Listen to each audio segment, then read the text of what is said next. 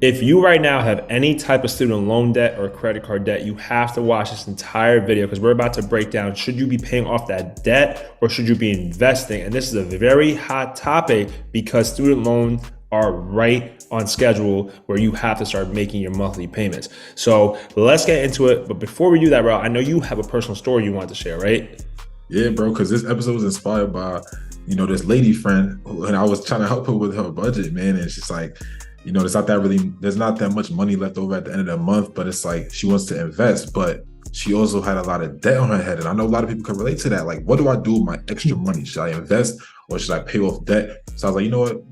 That's an episode I did. We gotta get to the bottom of this. So let's do it. So everything we share will be in the description below. You're definitely going to check out these links. So let's get right into it. And before we do all this, please make sure you like this video and you subscribe to the channel because it really does help us out a lot. And now with that being said, let's get into it, right?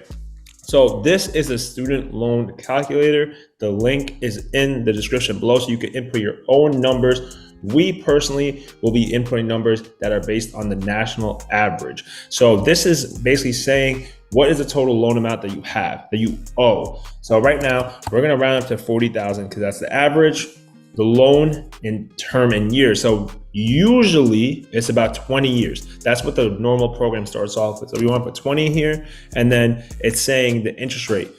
We're gonna start with 6%. I know some of you guys have more.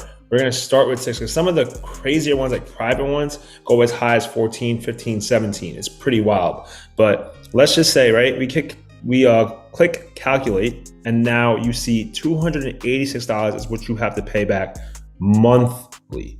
Now the total interest you paid is that much. Bro, they paying almost the same amount they paying their principal. Like, you're literally paying for college twice. Like, now you want to know what's scarier? What? Let's just say 40,000, bro, is the public loans they have. Facts. What if they had like, I don't know, 10K private? Is it fair to assume? And now the private rate is like 10% maybe? Probably more. Look how much you pay. They paying more interest than principal. Think about that, bro. That's disgusting. That's disgusting. I mean, so this is insane because here's a tip right off the bat for you guys. If you guys have this, what I want you to do is pay very close attention right now. You do not have to stick to the schedule of the loan payment that they already provided you. For example, if they're like, yo, you have to make $96 a monthly payment, that's not law, right? So you could make more than that, but we're gonna hang on to these tips until the end of the episode, so you have to keep watching. Let's move on to credit card debt now. So let's do averages again, right? Let's just figure out what we think on average is the normal balance. So what do you think this was, bro? Do you remember that national average? Wasn't it 7,000? 7,000, right? Okay, so let's just say 7,000 is the national credit card balance.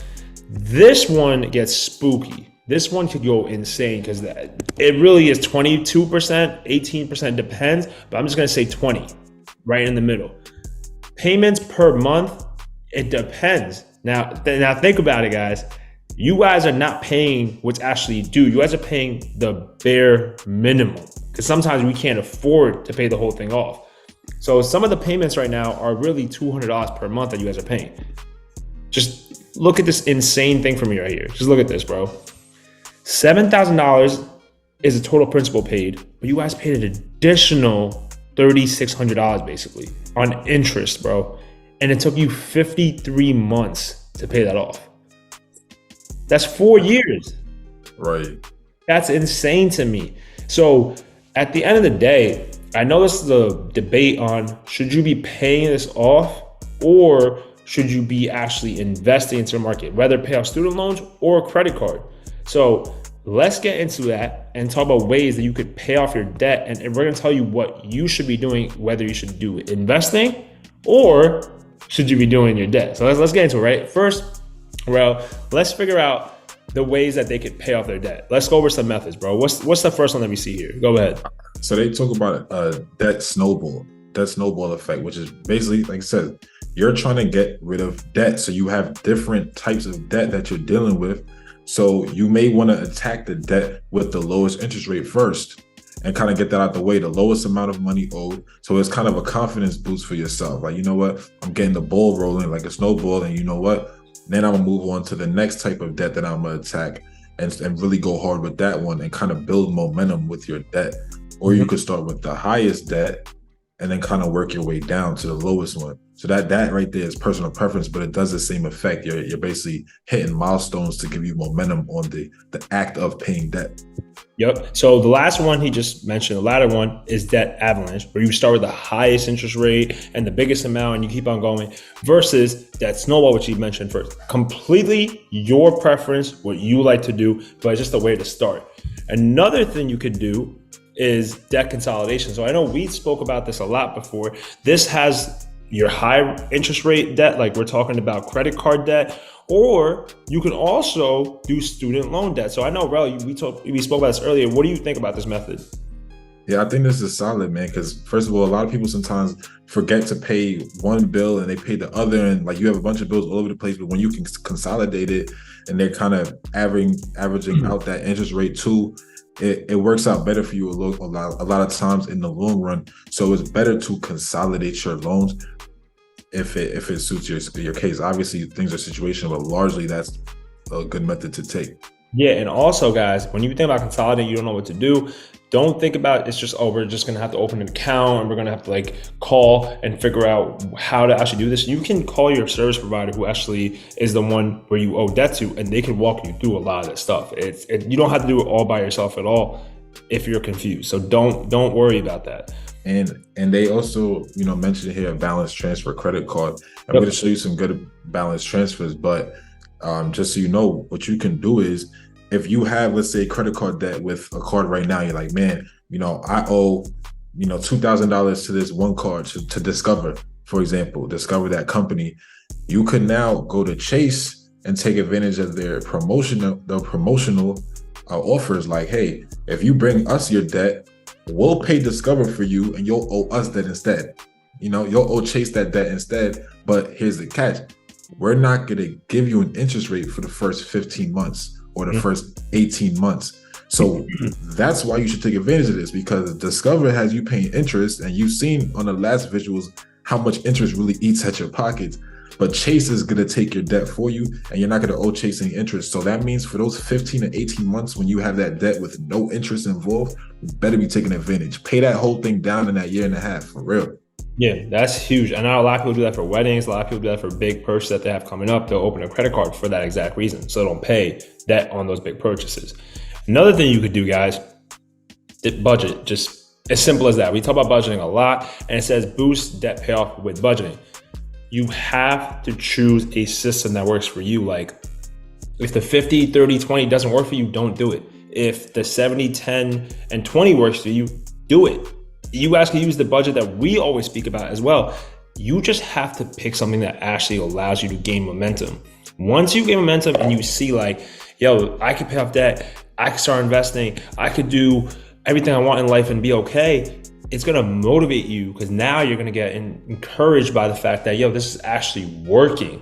And then it's the whole, snowball method or the avalanche method, whatever we talked about, where you really start going crazy. And that leads to lowering your bills. Like you don't have to pay everything you do. Like, for example, spending money on like drinks or eating out or stuff like that. You don't have to spend that much. You just do it, bro. Yeah, and that's something. When I was doing the budget with that lady friend I was talking about, I was going through her expenses. I'm like, yo, some of these things you don't really have to be paying for, and it has you strapped for cash at the end of the month. But like, you don't have to be paying for these things, or you could simply make more money. Like, and I'm more so in the before we even get to that, real quick, I think this is the best part right here. This is the thing that people sleep on. You guys can legitimately call your cell phone bill company. Like, you guys can call them. If you still have cable, you're from the 1960s, you could still call your cable provider and be like, yo, I'm going to Verizon. I'm going to Spectrum, whatever I'm going, and they will negotiate with you. It happens all the time. I know my brown people that are listening, I know y'all do this every other weekend, and that's how you keep your bills low. It's fine. I get it. I'm sorry I had to tell people, but you guys could use that method as well. No cap, bro. I dead told her to do that. That's really on her homework of things to do, is to change her phone company. Exactly. But go ahead. I know, make more money. This is the one that's going to be the most exciting. Yeah, make more money. Like, It's simply put, because yes, sometimes you could take away that $30 bill, but ultimately, what big difference is that going to make? You want to find a way to generate more income, whether it's building a skill, or at least a course, whatever you got to do to generate more income. You could invest with my bro Newski. There's a lot of ways you can go about it to generate more income. Tap in with me and learn how to trade. I can help you make a lot of money. I made a lot of people a lot of money so far. Tap in. There's ways to generate income using your current income. Yeah, and if you don't want to do that stuff, if you feel like it's not possible, pick up a side hustle. They talk about here, driving for Uber, driving for Lyft, maybe just doing deliveries, maybe working a little extra on the weekends for some other things you guys could take advantage of, like going to a convenience store, whatever it may be. There's no shame in working harder to pay off debt so you could live a better life. It's really that simple, right? So if you have to do that, do that. These are some extreme methods that you might be able to take, like debt relief programs, like debt management, bankruptcy, debt settlements. All these are things you guys could tap into if you have extreme levels of debt. But something else I think we want to talk about, it works for credit cards, and it also definitely works for student loans, depends on the program, but auto pay, bro, talk about that. Yes, auto pay. If you simply call and say that you're going to pay your debt off auto pay, instead of having to pay it manually, you can actually negotiate a lower interest rate. We're talking about lower as in they'll lower your interest rate by like 0.25% or 0.5%. It depends who you talk to. But people underestimate how much that is in the long run. Like that, that adds up, bruh. Like it really does. Keep in mind, y'all, when we had 10%, right? 10% on $10,000 was $96.50 and $13,000 of interest. If they lower at 9.5, you just paid $1,000 less. That makes a difference. That really, really makes a difference when it comes to everything. And I told y'all earlier, just because it says $93 does not mean you have to pay $93. If you can afford to pay $150, it will help lower your payments in a large way that you would probably not expect it would. So that's something you guys to check out. The last thing we want to talk about is the 10 best balance transfer credit cards to get. This is sponsored by NerdWallet. They don't sponsor Bad Talk directly, but this is from NerdWallet, so I want to give them all the credit. Obviously, the link is in the description below. If you want to sponsor us, let us know. We could get a nice little bag in there. But basically, this is some of the stuff that you guys can check out, right? So these are all the different credit cards. We don't have to go through step by step, but one credit card Rel and I both really love is the Chase Freedom Unlimited credit card, because I think it has great benefits. You guys know I'm a credit card junkie. Rel is getting into the credit card game and he loves this card himself. So, bro, what do you think about it? Yeah, no, it's a great card. It's a great everyday card that a person can use. And once again, with this balance transfer, they're going to take your debt from a different credit card company, and now you're going to owe Chase instead. And you get to have this card that they have without paying the interest that you're paying from the other company. So you're going to get all the benefits they have. They have a great point system for you. And as you see, no interest for 15 months. So another 15 months, make sure you go hard. That's a great card for you. Bro, like you said 15 months. Some of them are like 6 months, some of them 18 months, some of them are going to range. And at the end of the day, you have to do what you think is best for you.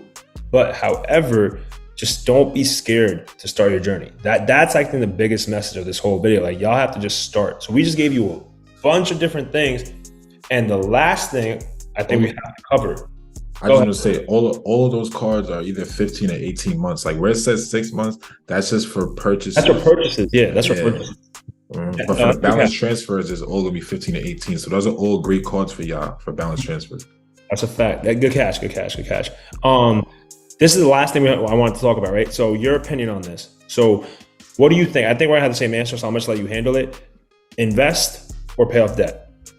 So it's funny because I was just talking to that girl about it, man. It's just like, yo. If y'all haven't peeped, Rel has a lady friend.